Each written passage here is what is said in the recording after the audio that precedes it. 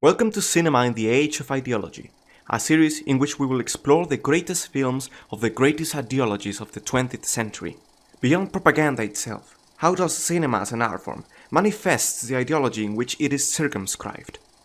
This is Communism and Eisenstein, this is National Socialism and Riefenstahl, this is Cinema in the Age of Ideology. Welcome back to this second season, so to speak, of Cinema in the Age of Ideology. Previously we saw the excellent films of Soviet propaganda and excellent cinematographic work by Sergei Eisenstein, Pudovkin and Lev Kuleshov, but today we are going to take a step further, advance 10 years into the future and look at the Nazi, National Socialist, that is, film, propaganda and art form. Therefore, we will begin this new cycle of National Socialist films with an obscure and simple film of the early Nazi period, Hitlerjunge Quex by Hans Steinhoff.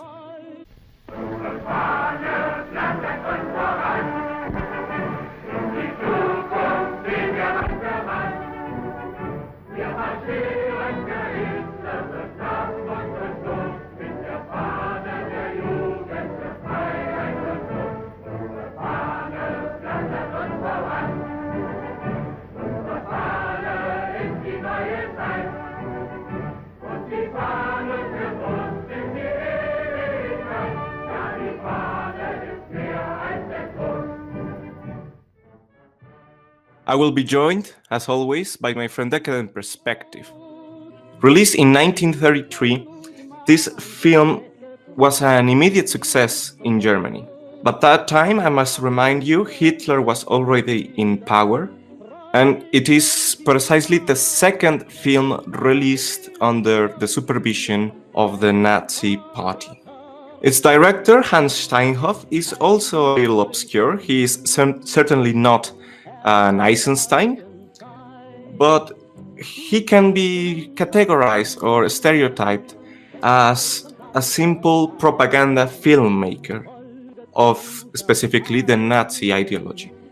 Seeing that Hans Steinhoff continuously made films from 1933 up until 1945 of propaganda films, from what we could find, it seems that his life was a little uninteresting or artistically unappealing, unlike those we have previously seen with the Soviets. The only, let us say, interesting bookmark of his life is his death, seeing that he was still making propaganda films up until April 1945, that is, in the last month of Nazi Germany. He was in Prague and had to fled due to the surrender of Germany, had to fled from there. But his plane was shot down by probably airplanes or flak batteries from the Soviet Red Army, and he died. So that's Hans Steinhoff for you.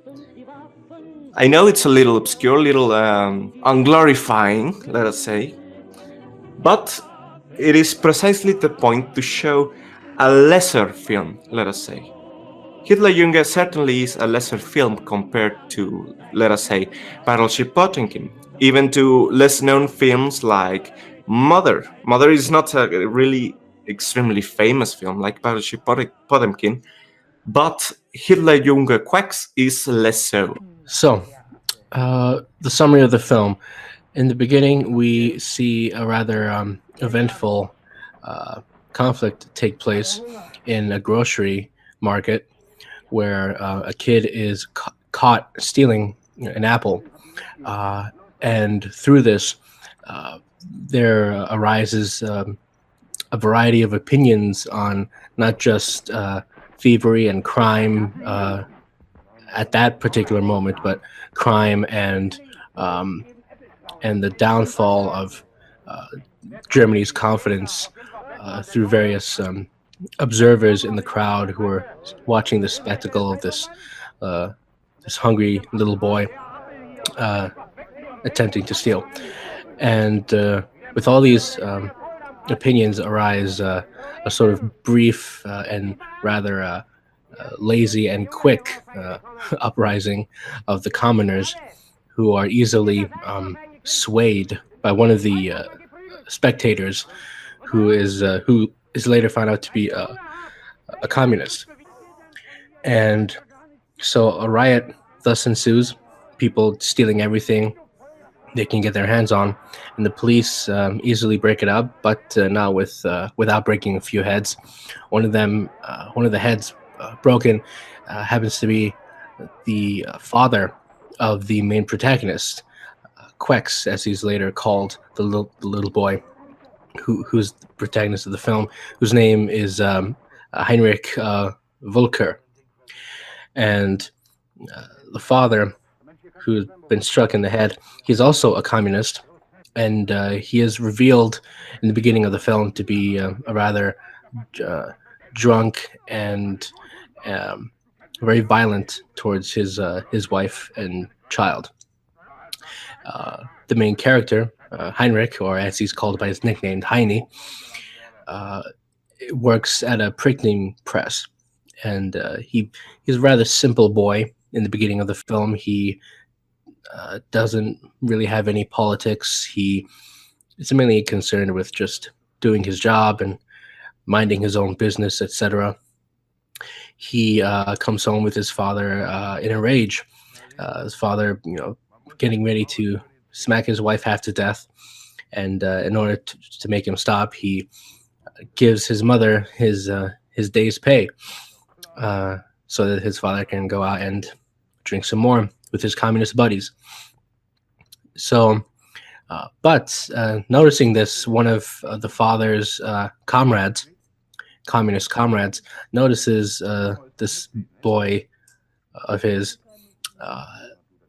rather strapping and good natured, and he thinks he could be of some use to the communists.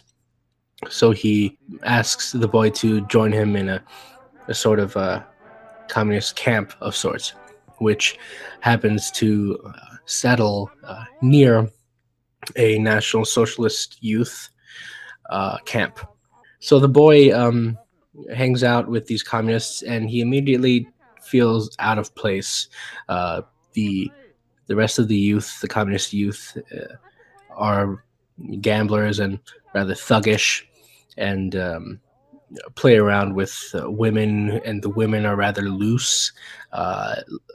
Later throughout the film, it is revealed that the women are merely used to attract opposing ideologues to their side through the use of degeneracy and just perversions and whatnot. And so it's immediately revealed to be a rather corrupt organization. So with this being so put off, Heine just walks around. He tries to go get away from the camp, but he notices some music getting louder and louder as he is walking through the woods, and he finds himself in a National Socialist youth camp, and he's quite impressed by what they do. They seem to be very well organized and serious and principled, disciplined, and he is quite. While he's interested in this, one of the boys at the camp believes him to be a communist spy, so he just kicks him out. And so the boy just spends the night there alone on between the camps, and he wakes up and notices the next morning that the National Socialist youth are already up, exercising, having fun, and well-groomed, strapping young lads. And he's even more attracted to it, but since he was kicked out for being accused of being a spy for the communist camp, he just decides to leave it be and just goes back home. But he goes back home with a joy and in his heart, and an attraction to National Socialism in general. So he comes home. Now his father, like I said, was was a member of the Communist Party in Germany, and so the son walks in totally oblivious to his father's anti-national socialism, and he just goes in singing a National Socialist song that he had heard in the camp. The flag shows us the way, I believe it's called. And the father is immediately upset and beats him, and to the point where the boy cries, and the father forces him to sing the Internationale, the communist anthem. And the mother, of course, is in the background, but she's increasingly worried about safety of her child and the health of her husband. So the next few scenes are the main character, the boy Heine, attempting to join the National Socialist Youth, and they are interested to see what this boy can do. Since, like I said in the beginning of the film, he works at printing press, he could be of great help to publish flyers, etc. So, but meanwhile, this is going on. The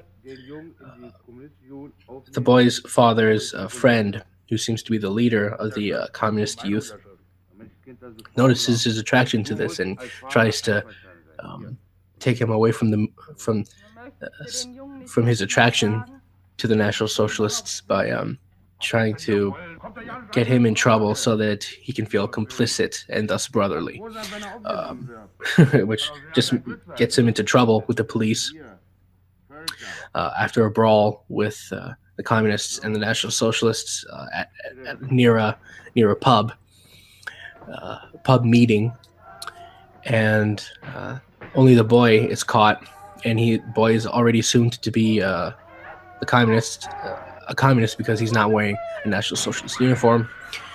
And so the National Socialists, they think he's a traitor, because since the police see him as a communist, they think, so he's a communist trying to infiltrate and destroy our movement.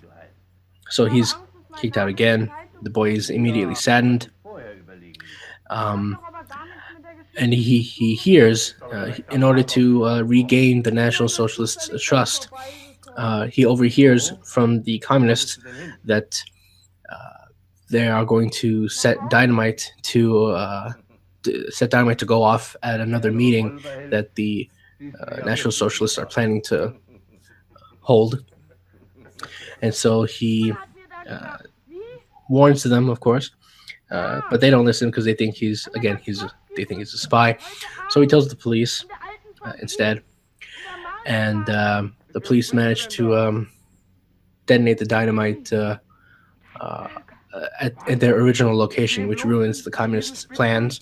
And the National Socialists realize that this kid was telling the truth, that he is not a spy, and they're willing to welcome him back. But as they're trying to do this, the communists know exactly that this boy told on them. And so the leader goes to his home. Of course, the boy luckily is not there, but the mother is there, and she is immediately worried about the safety of her son. So scared, in fact, that when the boy comes back and the leader is gone, obviously concocting a nasty plan for the little boy, and the mother being deathly afraid of her awareness of this. With her son, she waits for him to go to sleep, and this is a very extreme point in the film, a very devastating point in the film, I would say. So the mother is so scared for her son that she would rather have him die than await the nasty fate by the communists. So she decides to wait for him to go to sleep, and when she notices he is finally tucked and snoozing, she opens the gas pipe in her kitchen and closes the door uh, as an attempt, of course, to kill her child along with her. And so, but the next morning, the child wakes up in a hospital. He had survived. Unfortunately, his mother had not, and this is devastating to him, devastating to his father, who sells pretty much half of his possessions after the incident uh, to compensate for the bills, um, perhaps even planning even to move because he's so devastated. And of course, he's drunk the whole time. And the boy, Heine, is devastated, but glad to have fulfilled the trust for the National Socialists who had come to visit him, who had given him his own uniform, as well as a couple bucks. And while he's in the hospital backyard garden, his father comes to visit. But at the same time, one of the leaders of the National Socialist camp visits the young boy as well. And of course, the father is adamant anti-communist and adamant anti-National Socialist. And the National Socialist being an adamant anti-communist, they meet head to head, and they have an interesting back and forth between each other. The father talks about his, he laments about his patriotism, like got him his crippledness and inability to work as a result, and so he laments what the war did to him and blames it all on the ruling class of Germany.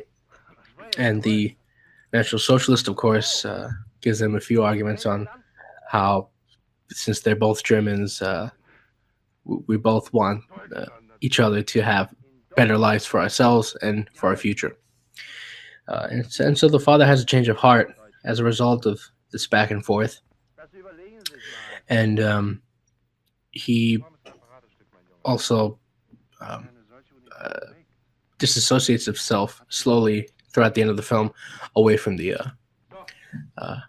communist camp. So, but the leader of the communist camp is not done with the boy yet.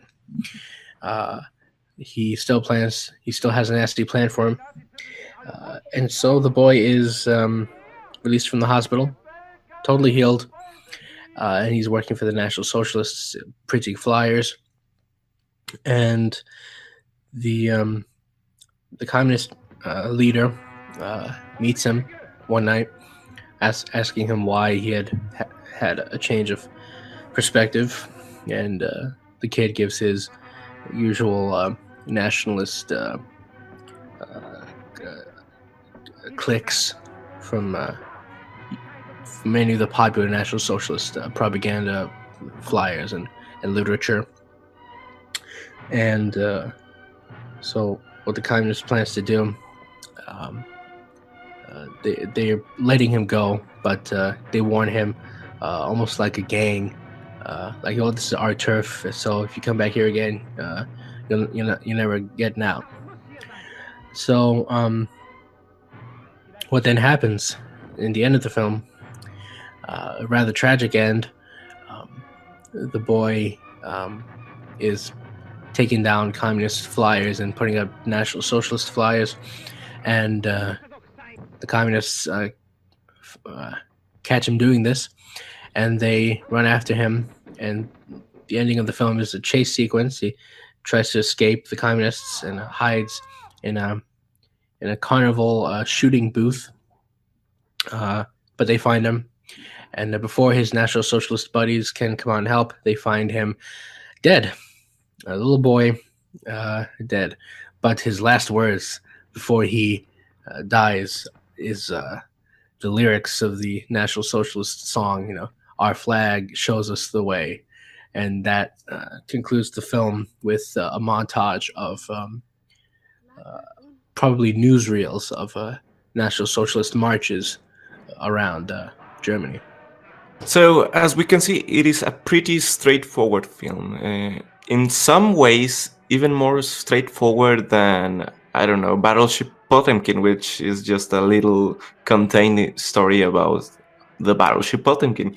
Well, here in this case, it is also the same thing with the short story of the Hitlerjunge named Quex, or Heini, or Heinrich. Let us first analyze the cinematography and the technical aspects of the film itself. The first thing we must say is to compare it with the previous films we discussed, which are 1920s Soviet films.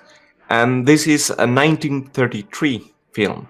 So, what has happened in these 10 years of film history?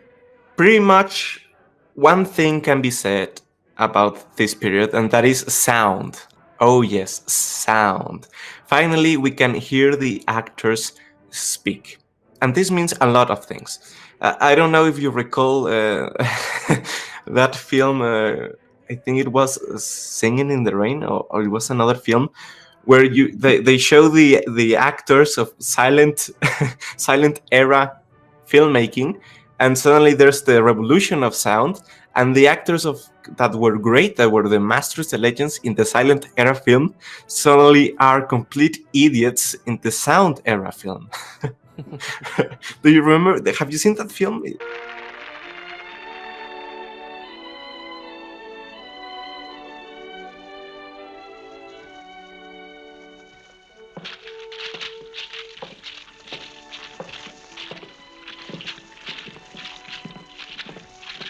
What's that? A thunderstorm outside? It's those pearls, Mr. Simpson.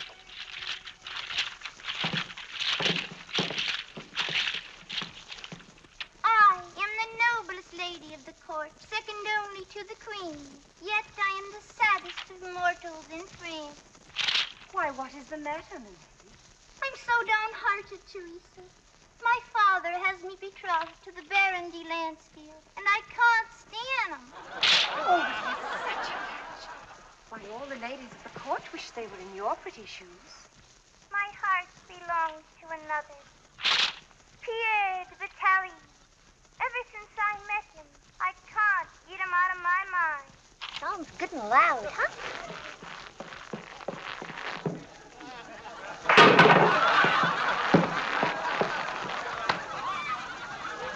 Oh, Pierre, you shouldn't have come.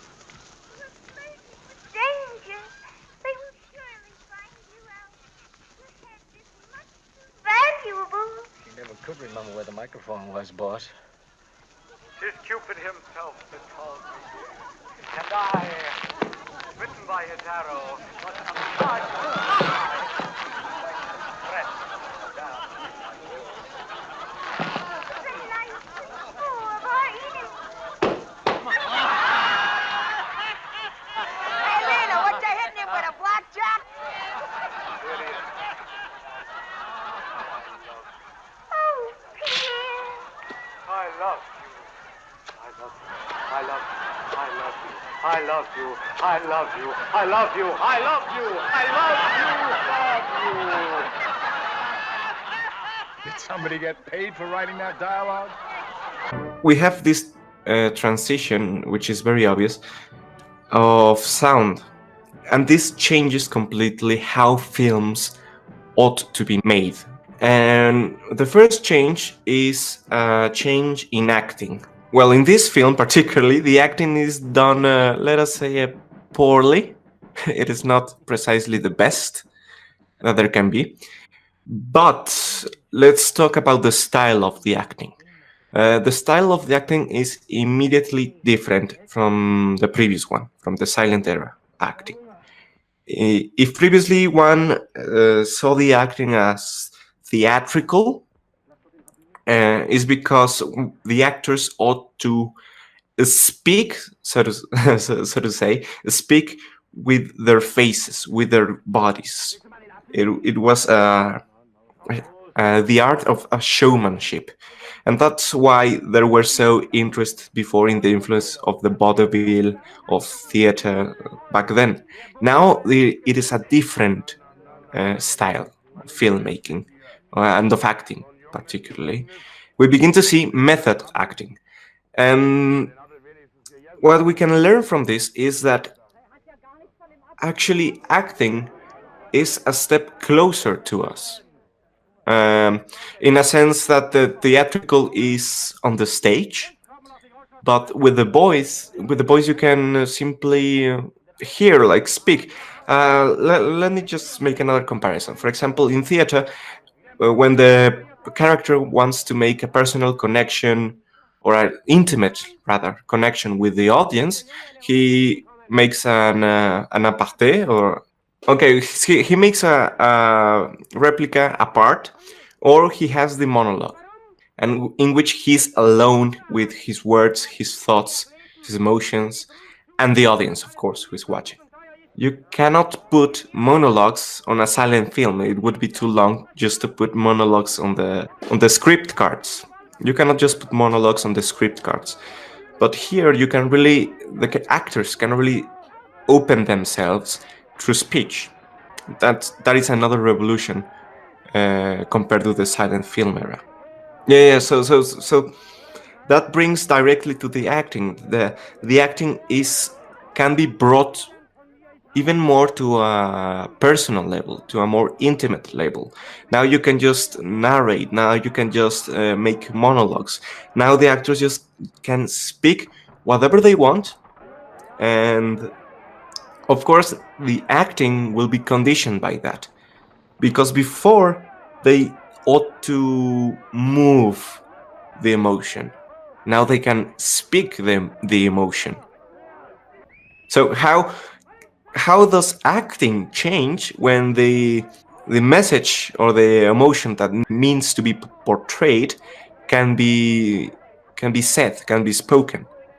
How does that conditions the acting? Well, now the acting is more, let us say, natural. Now the acting is not so forced, and there is like an attenuation of acting. Now acting is less expressive. Now acting is more, let us say, mundane. Now, with good actors and good directing, this new form of acting, let us say, can be even better than the previous one. But if it is not done correctly, then we simply have bad acting.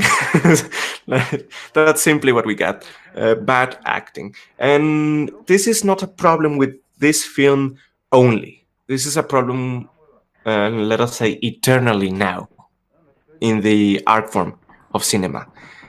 It is pointless to bring up examples, but if you go out and see a movie today, it is likely, or not likely, but it is somewhat common to find like this bland acting where the actors are simply speaking and they have this, neutral kind of upset but not really face.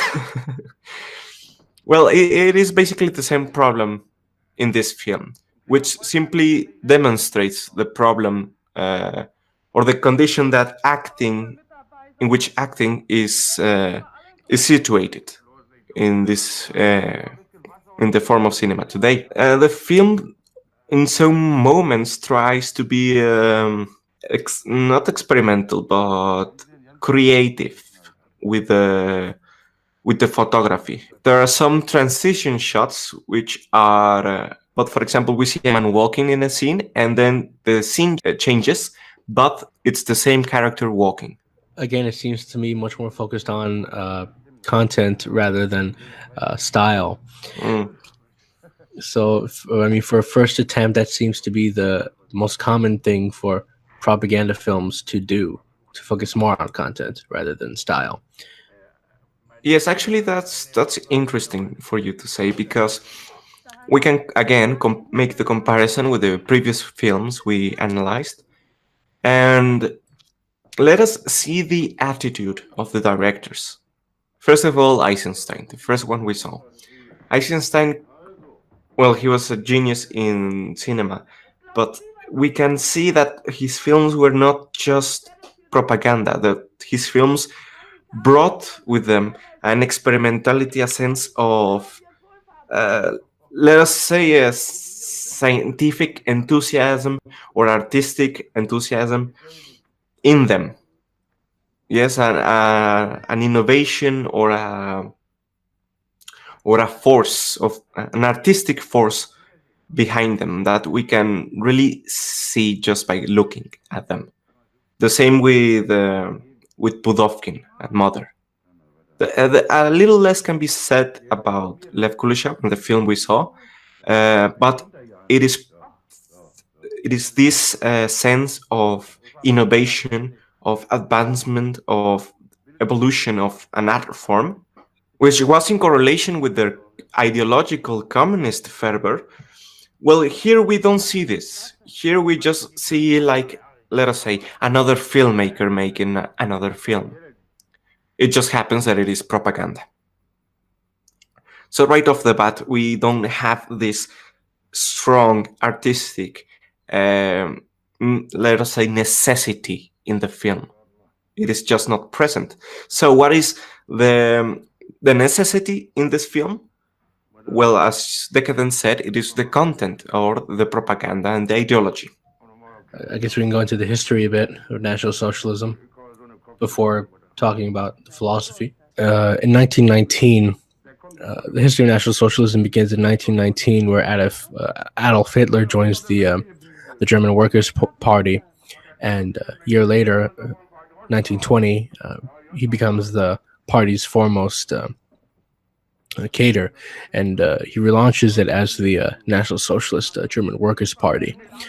And its ideas and its program calls for basically the abolition and restriction of the Treaty of Versailles and the unification of all Germans in a single Reich, the stripping of all Jews of their citizenship, and the nationalization of large companies and profit sharing, etc. And so this party grows in Bavaria in particular. In the beginning, it recruits mainly veterans and students and lower middle class patriots who are rather frightened and fed up with the communists taking over.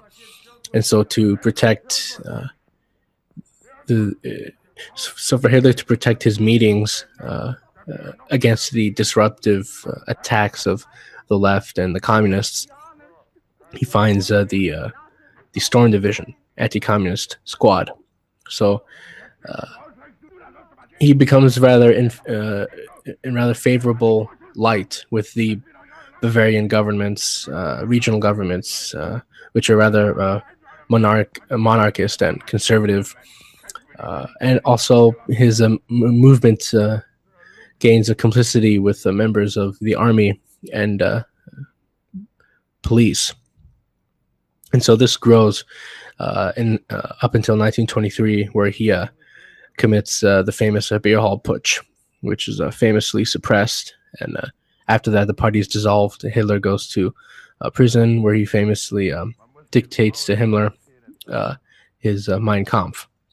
Wait, was it to Himmler or to Hess? It was Hess. Oh, never mind. It was Hess. Hess, not Himmler. Get the H's mixed up. So he is released from prison in 1925, and he regains his National Socialist German Workers' Party thanks to the Strasser brothers, Gregor and Otto Strasser. They help his movement to spread in northern Germany.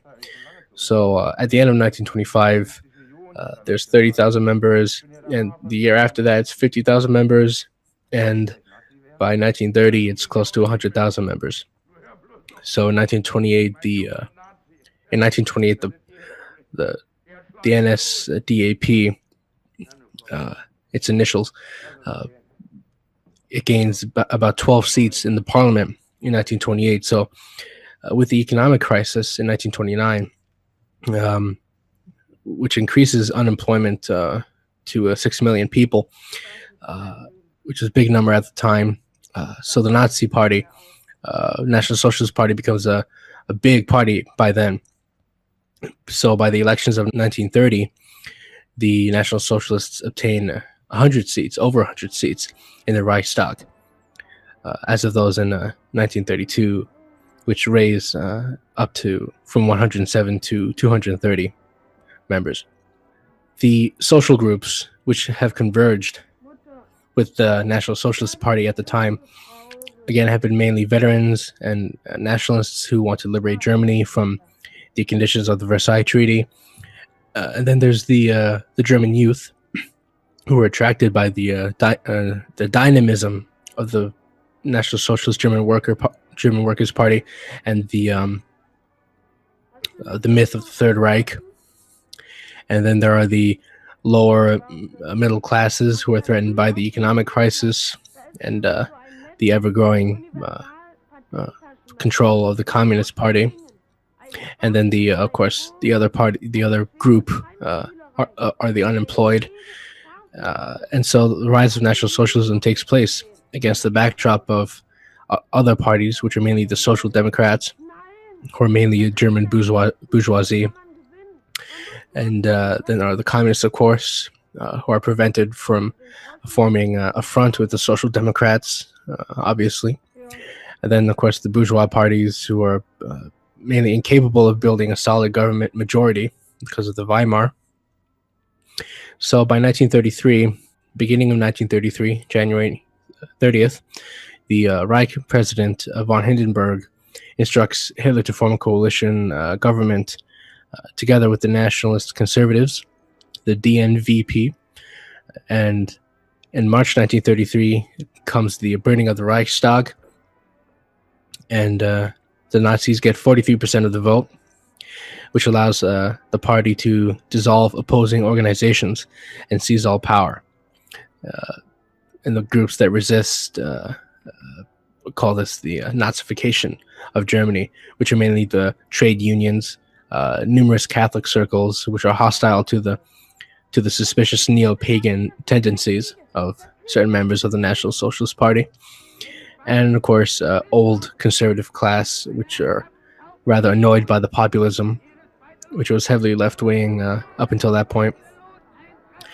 And so, after the elimination of the left-wing opposition in the purge of 1934, on June 30th, 1934, the National Socialist state starts to assume its rather definitive form. And so it's founded by a few things, which is one, the dissolution of political parties and the replacement with the National Socialist Party as the party of the German state, and two, the suspension of regional autonomy and the coordination of the Länder by the central authority of the Reich. Three, the unification of the police forces into a single regional police force headed by what's his name, Reichsfuhrer Himmler. And fourth, the creation of concentration camps for political opponents of the regime. Fifth, the unification of workers' organizations in the labor front and the labor legislation based on principles of solidarity between employees and workers, which is very interesting. I think we'll get into that in the philosophy section, in the ideology section. And sixth, the creation of numerous forms of welfare for workers, housing, medical assistance, recreational institutions, Volkswagen, the people's car, which is a relief since the economic crisis for Germans. And lastly, the mobilization of the nation's youth in the Hitler Youth and the annual labor service, which was mandatory for young people from middle-class families so that they better get to know the workers and peasants. So up until this film was made, all that had happened. So it was quite a force by the time the film came out. Yes, just another historical anecdote is that the film is inspired by a Hitlerjunge member called Herbert Norkus, who died in 1932. Now, the film has nothing to do with the historical Herbert Norkus, except that he died by the hand of communists doing political activities in Germany.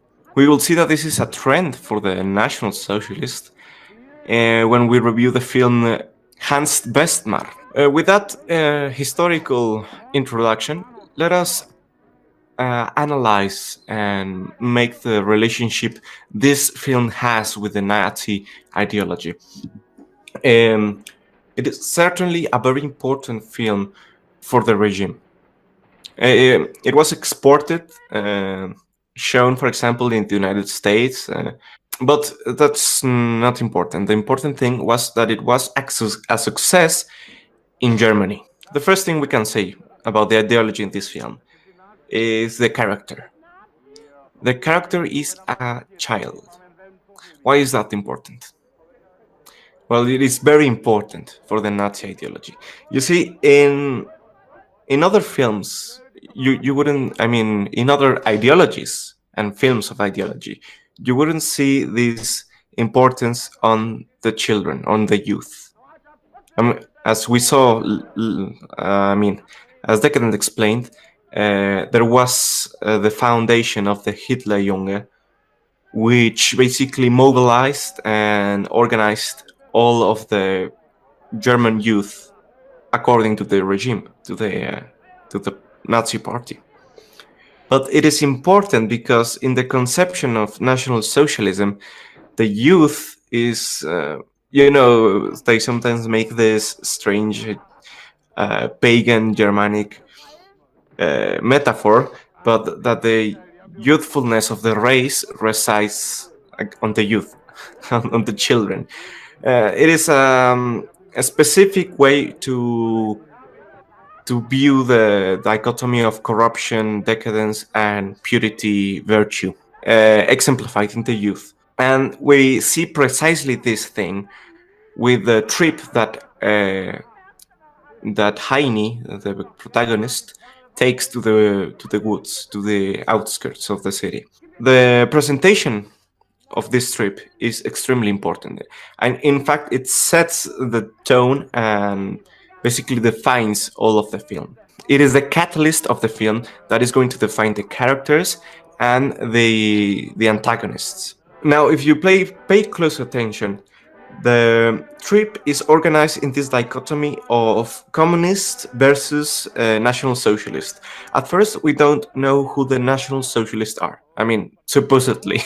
This is a German audience, so they know.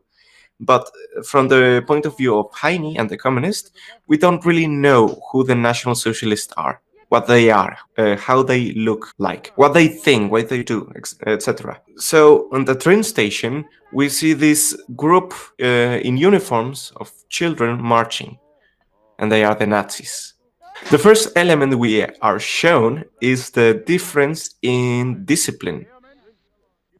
On one part of the communists, the lack of discipline, they are just moving around, stumbling upon each other, spitting food, crying, making jokes. And then we have the contrary element, which are the Nazis, and they are in ranks, marching, with flags holding, and with something like an officer giving orders to them. So, yeah, I mean, it is an obvious distinction, but it is made throughout the film. And in that moment, one of the children, of the communist children, throws like an apple or something to one of the Nazi, of the Hitlerjunge children, to provoke a reaction from them. So they kind of get angry and they're going to rush at them, but suddenly the official orders them to halt, fall back in line. So that's the first showing we have of the National Socialists, which is what they are trying to portray. For example, this is, again, very National Socialist. We don't see this anywhere else. The communists never implemented this form of regimentalization of the populace. They never implemented this. If the communists were making lines, it was either to make lines for the bread, or lines for the fusil squads, or lines for the army. But the National Socialists were always making lines for their youth, for their party, for their army, of course. they have within them this sense of discipline, of regimentalization. Um, in the National Socialist the ideology, it is explained as a form of force, of power. Not of discipline for discipline's sake, but of discipline as a form of power, of racial healthiness. Okay, so in this trip scene, we continue now to the woods when we see little Heine striding through the communists, not really fitting with them. He sees that they drink alcohol. He doesn't drink alcohol. He sees that the women are too loose. They want to approach the men too intimately, and the men want to approach the women also too intimately. And he doesn't feel comfortable about that. Maybe he was shy. Maybe he didn't like it that way. We could say. He wants to play games, but the games are card games for, let us say, adults. They're smoking, they're drinking. They don't want to teach him how to play cards, so they just toss him around without a care.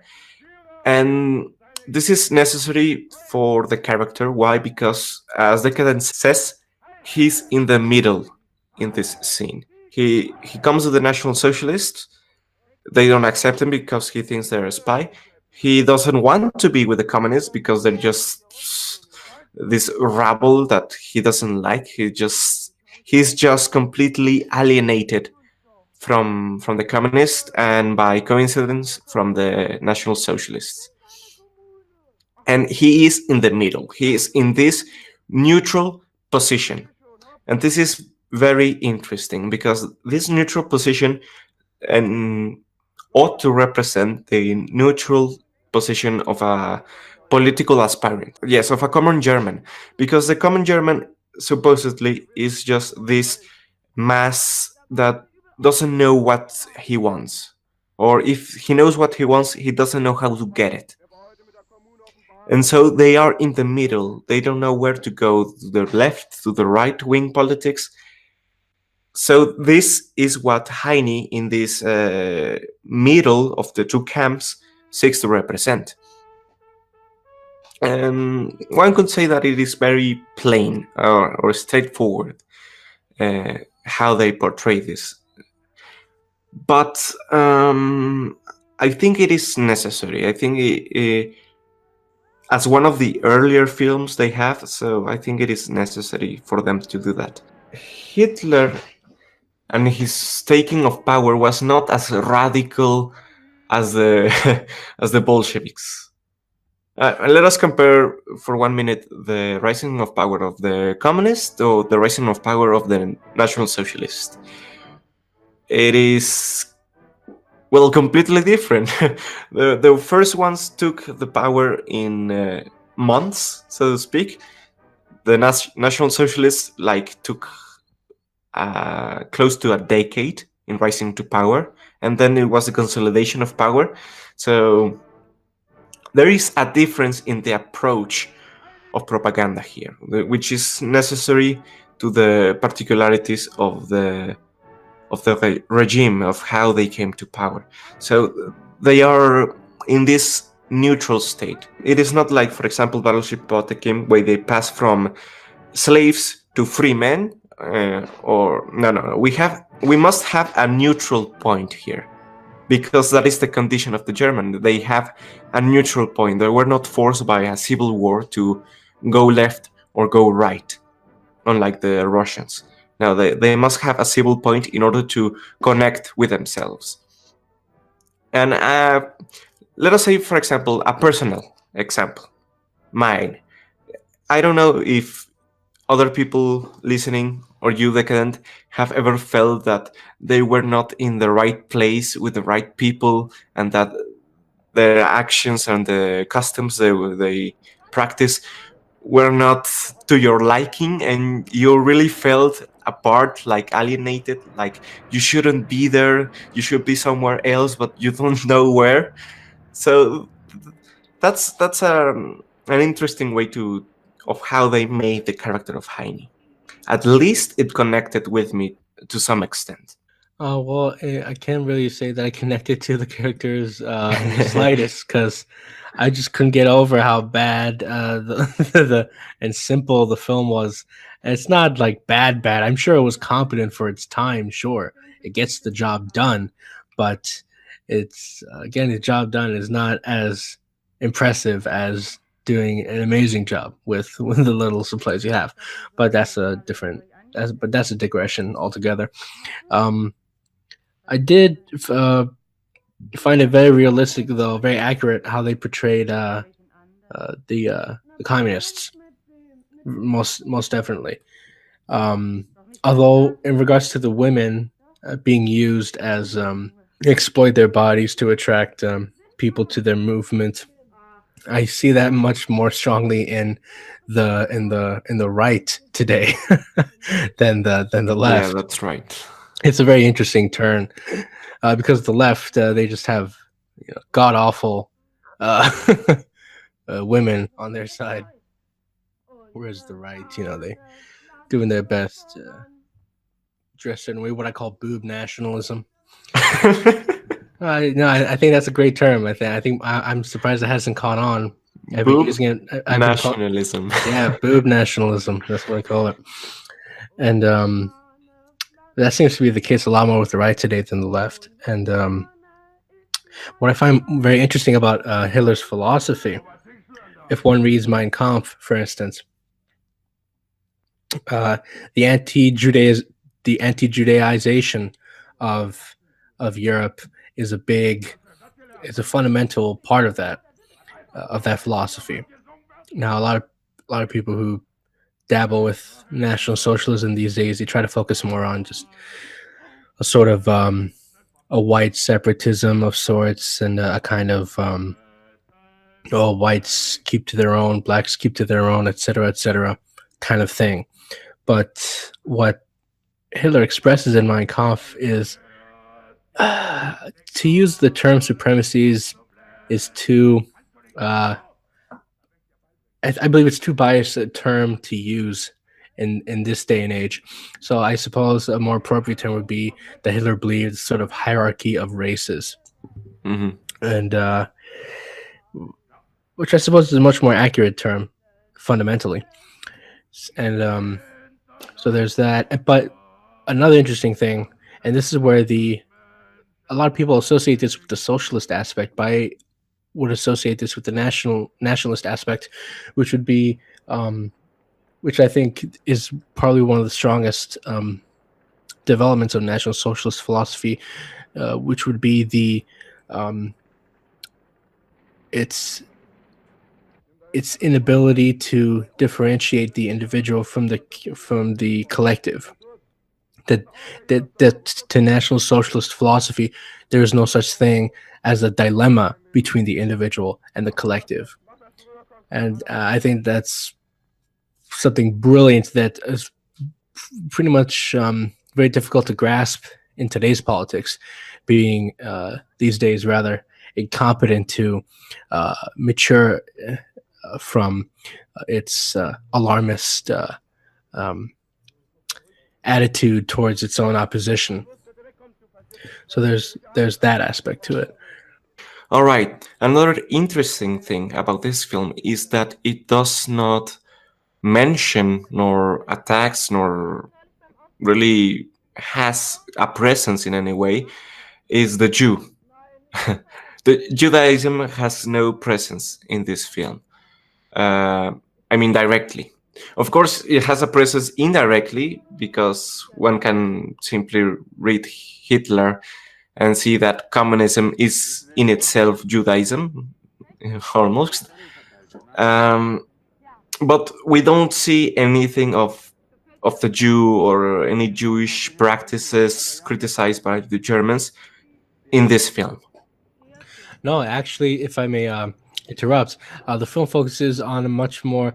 I think this is probably its strongest expression in the film is that it doesn't focus on the enemy, so to speak. It focuses more on the conflicts within German citizenry. Um, that because in the end of the film, they say I am German, you're German. We both have interests for our country and for our people, and so it's more about the Germans' place in Germany rather than uh, the enemy. And I think that's probably an excellent way to convince the viewer in regards to propaganda, because the enemy is in the end becomes a little too simplistic when trying to convince someone who has yet to decide on whether these issues presented to him are legitimate, valid, and and um, and feasible. But to approach it in a way that, hey, they are just as confused as you, and these people found a way, and I think that's probably where it succeeds above Russian propaganda. Yeah, and it's also interesting because this film is not as absolute in its ideals as other films. Um, we, I mean, the only character in which we see no doubts is in Heine, but just at the end. Just at the end, he's like the full National Socialist. But this is not so blank in like in other propaganda films, because we have seen that he has doubts that well, not necessarily that he has doubts about the ideology, but doubts in regards to how can he live as a National Socialist if his father forbids him, his mother just tells him do what your father says to you. um, we see that, but more importantly is this sense of personal fault, of in a moralistic sense, of personal failings and personal uh, virtue. It is less absolute. It is rather in this gradation of morality, in which we see progress and recession and corruption and purity. Because the important characters, the main characters, are all subject to this. We see, for example, the father, who at the beginning is a communist, who wants his son to sing the International. He beats him into singing it. But then at the end, when his wife dies, his son almost dies, he's doubtful. What we see in the end of the father is a sort of rehabilitation of his character. We actually are explained why he's in the state he is, according to him, because he fought in the World War patriotically. He does not shun that. So that actually puts him on the same level that the National Socialist with whom he's arguing in the film. So he just explains that he was shot and he was crippled, and then he couldn't work and had to live from the state. And that was why he was fat. So actually, they just completely change the character of the father. They make him evolve, and due to circumstance, into some kind of a victim. They are saying, no, you're not a communist because you believe in communism, internationalism, because you have read Karl Marx, because that's not a realistic thing, even today. No, you are a communist because you are reduced to a pitiful state of a proletariat. That's what the father says, and that's when it seems in the film that when the National Socialist officer or Hitlerjunge hears this, he is less, well, not antagonistic, but he seems to be more comprehensive. Like he has understood why the father suffers, so to speak, and he tries to bring him out from the suffering into National Socialism, National Socialism, by saying that he's German, basically. Yes, to circumstance, you fell into proletariat, you fell to the sway of the communist, but you are still German. and that perplexes the father. He simply didn't thought of things that way. And that's one character who again we see this like change of soul in the character. Another character is the main communist character, Stoppel. Stoppel is the character that sways or tries to sway the son into joining communist, and is constantly telling the father to pressure his son into joining the young communist party. And in the end, Stoppel, who is this swindler, who is this corrupter of the youth, who uses the women to get things done, who is trying to bribe the main character with his desired blade, Swiss blade. But when he just encounters this resistance, this absolute resistance from Heine, the character, it is not because of the National Socialist ideas.